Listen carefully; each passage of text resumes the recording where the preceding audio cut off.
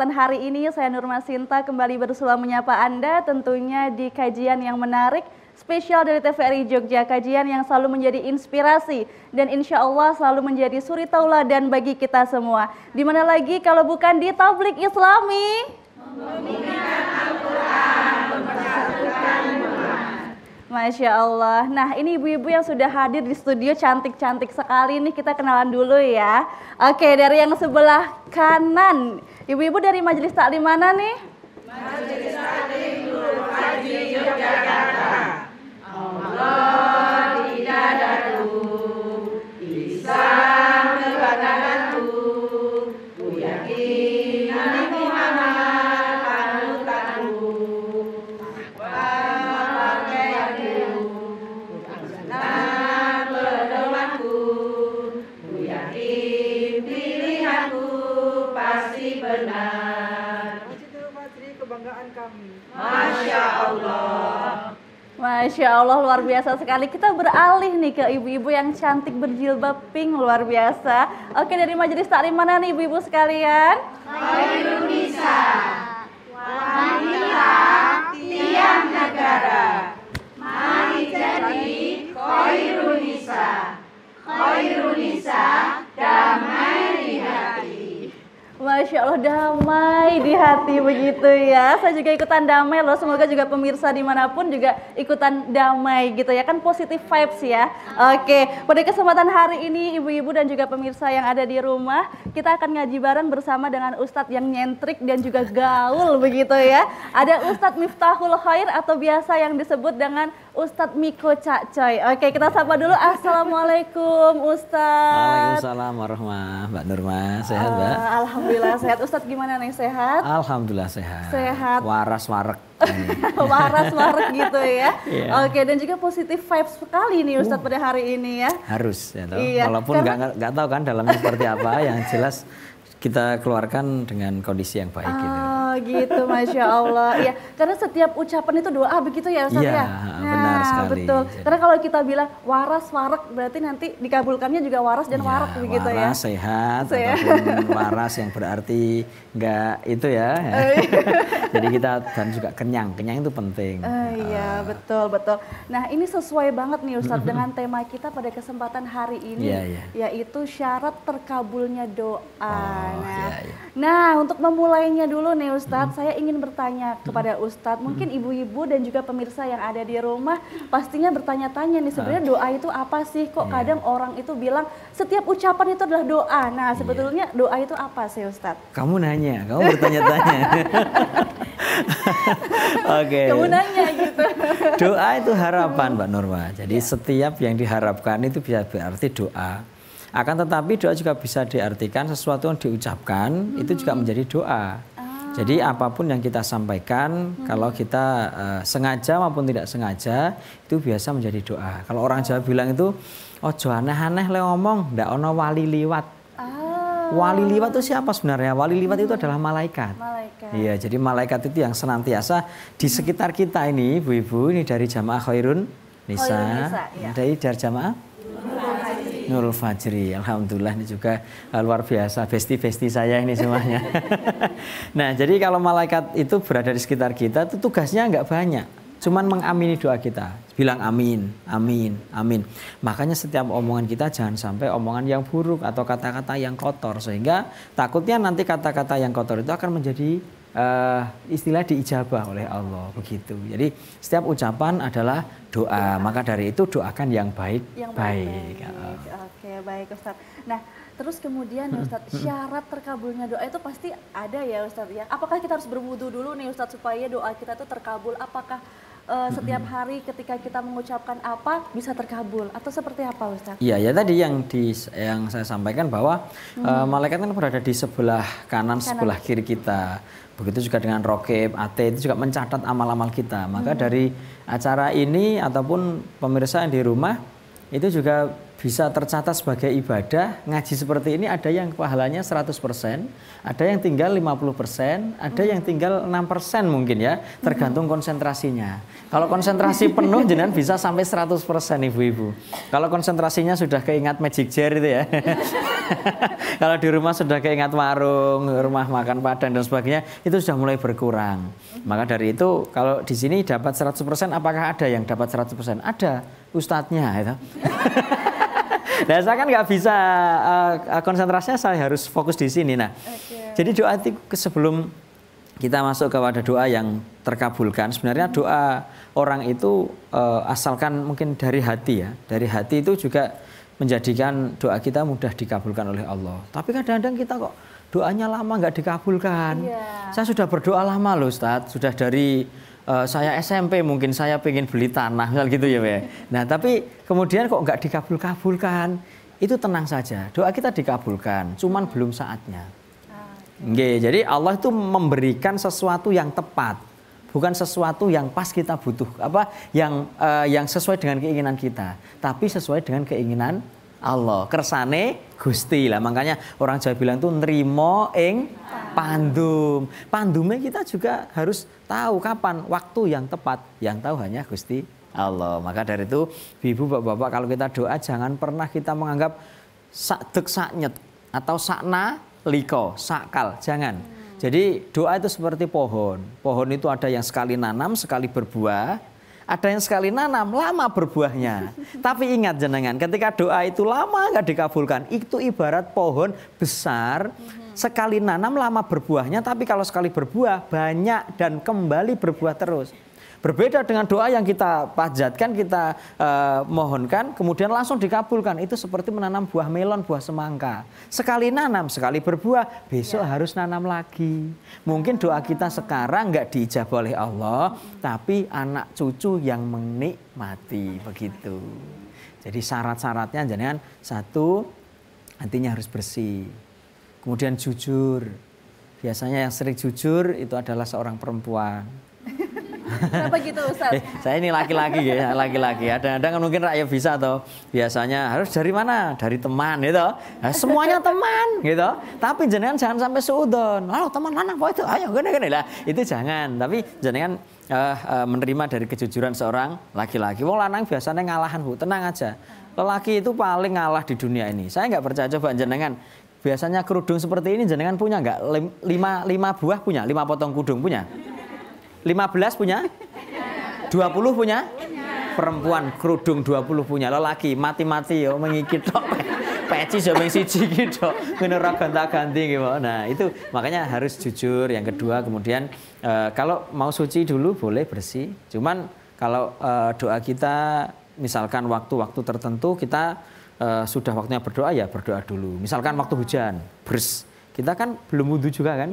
Langsung Allahumma shayyiban nafi'ah, dibarengi dengan doa hajat jenengan. Karena waktu hujan itu airnya turun, doanya naik. Jadi dongo itu jetungan. Masya Allah. Ya jetungan, tahu gak? Jetungan begini Bu. Misalkan ya dari atas air kan turun, des. Itu dihentakan air, des doanya kita naik. Kalau air turun kita nggak berdoa, ya percuma. Padahal hujan itu adalah rahmat, sehingga ketika ada rahmat berupa hujan, kita doa diangkat oleh Allah, begitu. Maka ibu-ibu, bapak-bapak di rumah juga jangan lupa ketika sedang hujan berdoa Allahumma shayyiban nafi'ah ditambah dengan doa kita. Ya Allah pengen haji, ya Allah pengen omah, ya Allah pengen truk, nggih boleh nggih. Enggak apa-apa. Ya Allah pengen anak lagi gitu enggak apa-apa. Malah diamini ya. Ya enggak apa-apa, itu doa kita yang baik, jangan yang buruk. Oke. Berarti dikabulkannya doa itu ketika waktunya itu tepat, bukan cepat begitu ya? Benar. Bukan masalah cepatnya, tapi tepatnya. Termasuk dengan jodoh ya. Karena terkadang nih yang anak-anak muda seperti saya, seperti Faki begitu kan. Itu kalau misalnya doa, kok jodohnya nggak datang-datang ya. Ternyata waktunya belum tepat gitu ya. Benar. Jadi Allah pasti akan tepat waktu. Ya, oke. Ini pembahasannya akan semakin menarik lagi. Nanti kita lanjutkan lagi. Ustadz, kita akan break dulu, kita jeda dulu. Jangan kemana-mana, tetap di Tablik Islami.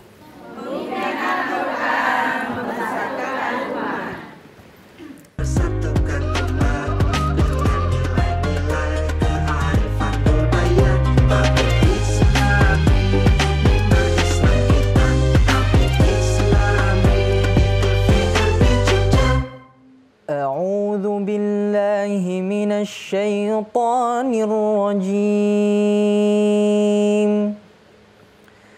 بسم الله الرحمن الرحيم.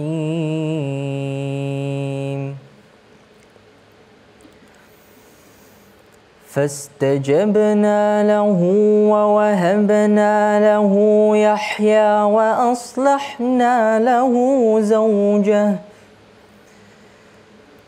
إنهم كانوا يسارعون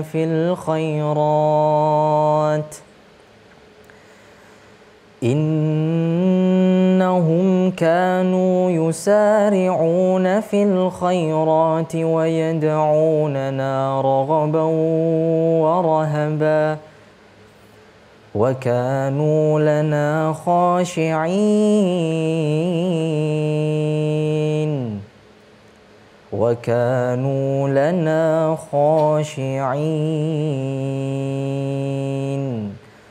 Sadaqallahul aliyyul azim. Sadaqallahul azim, sadaqallahul azim. Maha benar Allah dengan segala firman-Nya. Masya Allah sekali. Fakih, terima kasih sudah membacakan ayat suci Al-Quran, Quran Surat Al-Anbiya ayat 90. Oke, baik. Ustadz, terkait dengan Quran Surat Al-Anbiya ayat 90 tersebut, kira-kira pesan apa yang ingin Allah sampaikan terkait dengan tema kita, syarat terkabulnya doa? Monggo Ustadz. Iya, jadi kalau kita berdoa harus khusyuk ya, benar-benar. Artinya jangan main-main dengan doa kita. Ya Allah itu dari hati, bukan hanya sekedar dari raut wajah. Ada orang itu berdoa itu cuma dari raut wajahnya aja. Seakan-akan kayak menangis, seakan-akan kayak orang itu paling sedih, paling menjiwai. Tapi itu akan kelihatan karena hatinya tidak berdoa. Nah, sholat itu sebenarnya doa.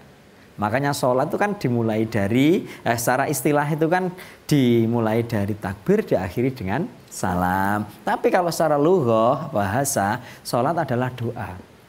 Maka itu ibu-ibu, bapak-bapak di rumah juga ketika sholat kita kan mesti membaca Iyyaka na'budu wa iyyaka nasta'in. Hanya kepadamu kami menyembah dan hanya kepadamu kami mohon pertolongan. Berarti kan doa.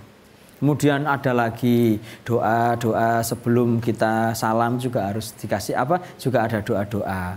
Maka kita bisa cermati di situ ada kata iyyaka. Ka itu artinya kamu. Nah, ketika kita ngomong kamu gini, berarti kamu itu dekat apa jauh, Mbak Nurma? Dekat. Kalau jauh kan sana kan? Berarti kamu. Iya, ka itu cuma di depan kita. Sholat kita itu menghadap Allah. Kemudian ada lagi assalamu alaika ayyuhan nabiyyu warahmatullahi wabarakatuh. Ka itu juga dekat. Kepada siapa? Kepada Nabi. Makanya kita sholat itu menghadap Allah ditunggoni Nabi. Loh, kita kan kalau sholat gak boleh perisan toh. Karena apa? Ada yang menunggui.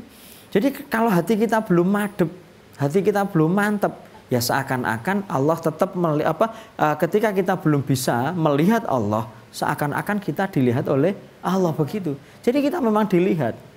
Makanya doa itu nggak boleh main-main. Kita harus tenanan, kita harus mantap dari hati, bukan hanya sekedar dari lisan. Tadi yang terakhir ayatnya adalah kata-kata khosyi'in, kita harus khusyuk. Jadi khusyuk itu berarti tenanan, sungguh, nggak hanya sekedar kita menyampaikan doa kemudian gue main-main. Ya Allah, neng niki guyon lho Gusti. Lah mboten asal. Nah, nggak boleh. Saya niku serius Gusti, serius. Nah, kenapa toh kita harus berdoa? Itu tata krama kita, Bu. Walaupun kita nggak berdoa, Allah itu sudah tahu loh. Allah itu sudah tahu. Wong doa itu tata krama, toto coro. Cuman kita diperintah oleh Allah, ud'auni astajib lakum. Berdoalah nanti akan ku ijabah. Berarti kalau kita mengikuti perintah Allah, kita sudah ibadah.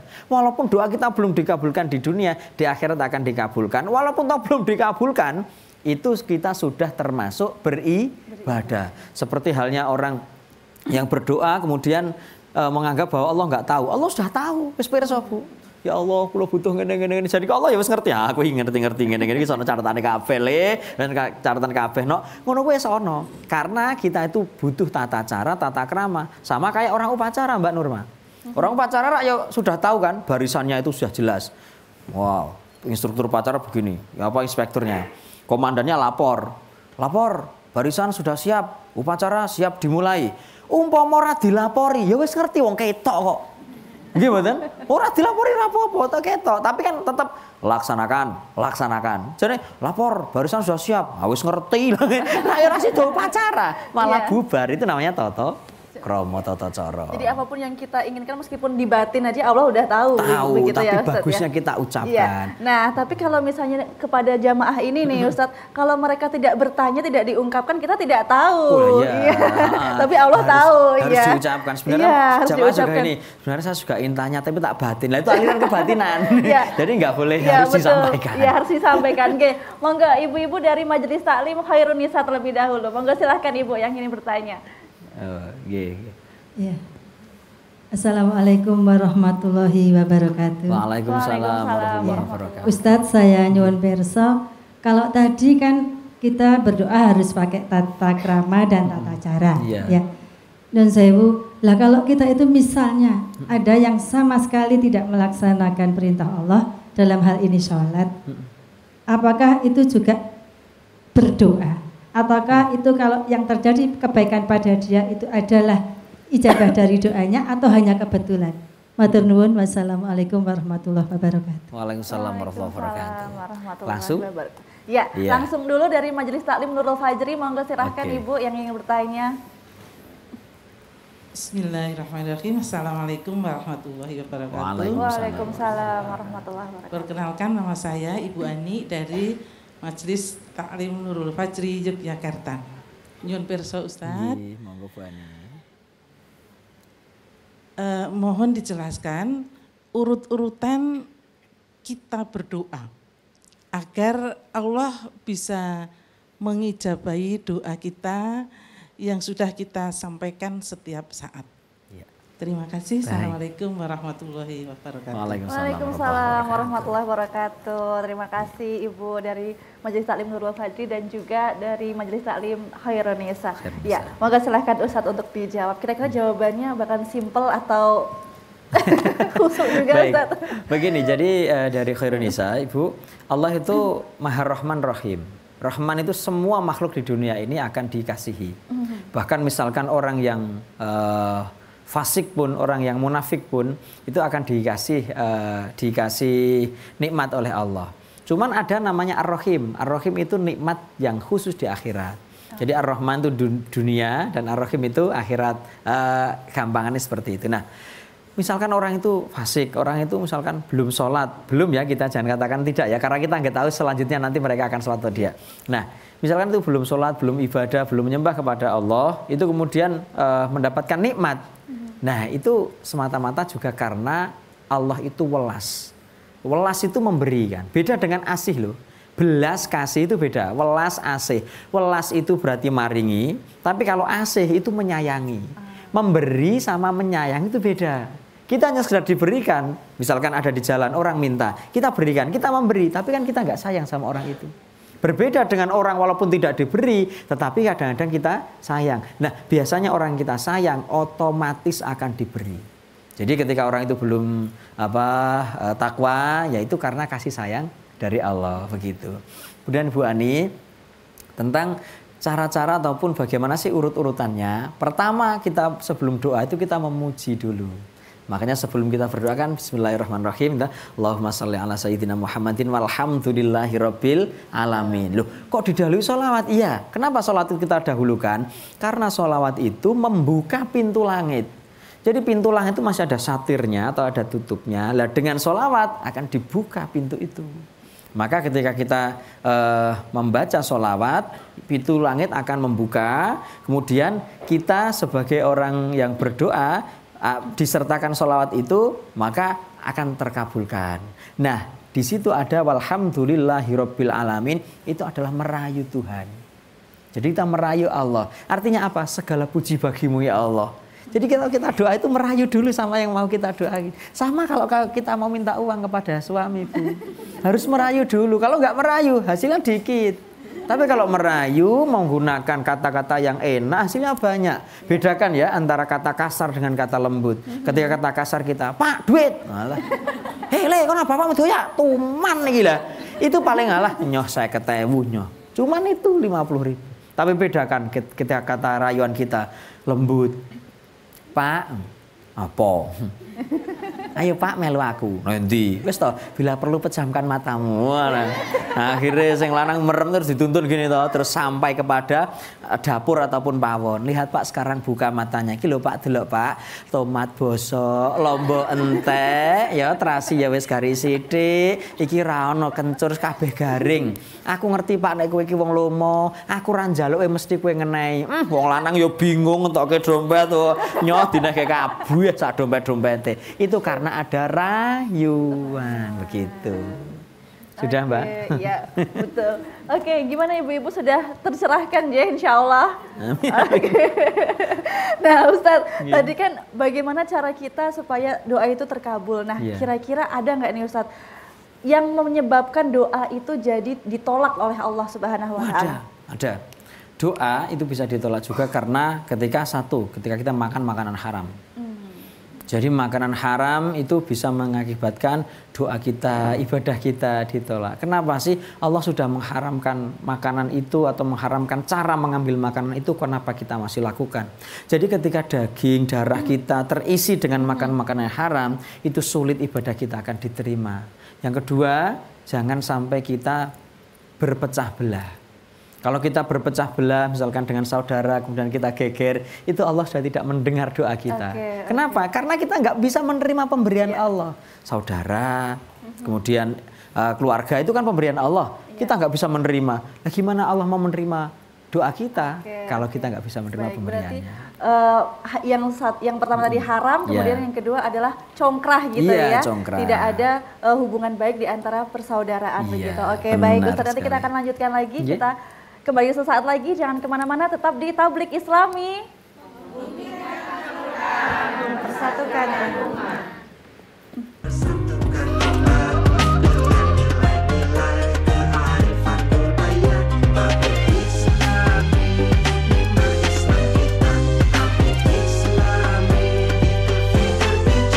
Kita kembali lagi untuk membahas perihal syarat terkabulnya doa nih. Tadi yang Ustadz sampaikan adalah ketika kita memakan ataupun kita mengambil sesuatu hal yang haram dan juga congkrah begitu ya, itu akan membuat doa kita tidak dikabulkan, bahkan ditolak oleh Allah Subhanahu wa Ta'ala. Nah Ustadz, saya ingin Ustadz sebelum kita pamitan nih memberikan closing statement terlebih dahulu Ustadz terkait dengan tema kita syarat terkabulnya doa. Baik, terima kasih Mbak Nurma. Jadi apa yang sudah kami sharing tadi itu mungkin ada tambahan. Jadi selain kita nggak boleh makanan haram, kemudian nggak boleh kita memutuskan silaturahim, ini ada waktu terbaik untuk kita berdoa. Masya Allah. Selain kita sujud ya, kalau kita sujud terakhir itu kita baik. Ada waktu baik dan insya Allah doanya dikabulkan. Ini kalau nggak teman nggak tak kandani loh. Nah, gandeng gigi besti tau. Jadi makanya tak kasih seperti ini. Kapan? Saat kita dizalimi. Saat kita merasa disakiti oleh orang. Saat hati kita merasa dijatuhkan oleh seseorang. Itu kita kan terzolimi. Nah doa orang yang terzolimi itu terkabulkan. Doaul madlum mustajabun walau fasikon. Ada yang mengatakan walau kafiron, walaupun orang fasik, orang kafir, itu ketika dizolimi maka itu doanya akan terkabulkan. Makanya ibu-ibu ketika hatinya sedang sedih, hatinya sedang susah, kecewa sama siapa, itu jangan pernah mengatakan doa yang jelek. Doa yang bagus. Habis padu dur kalah ternyata ya padu karo bojone kok kalah ya. Wah itu ya Allah, mudah-mudahan Kau senantiasa memberikan kesehatan pada suami saya ya Allah. Orang ya Allah, laknatlah dia.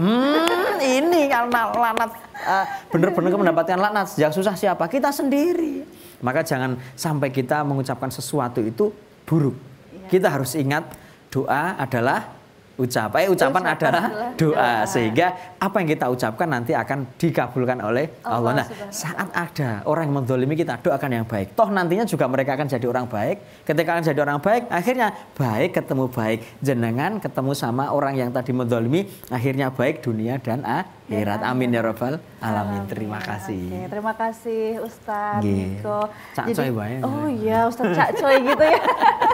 Oke, baik. Jadi ini ibu-ibu sekalian ya, tapi bukan berarti kalau misalnya kalau doanya terkabul terus ketika dizolimi terus jangan memancing orang untuk mendolimi kita begitu ya. Jangan gitu. Karena sakit anakku. Oh, jangan. Iya, betul sekali. Berarti ibu-ibu kita harus menjaga ucapan kita supaya kita terus mengucapkan hal-hal kebaikan agar apa nanti yang dikabulkan oleh Allah juga hal-hal kebaikan pula. Amin. Baik, terima kasih Ustadz Cak Coy sudah hadir pada kesempatan hari ini untuk Nggih. memberikan pencerahan untuk kita semua. Nggih. Terima kasih pemirsa yang sudah setia menyaksikan Tablik Islami. Akhirnya saya Nurma Sinta pamit undur diri. Wassalamualaikum warahmatullahi wabarakatuh. Waalaikumsalam warahmatullahi wabarakatuh.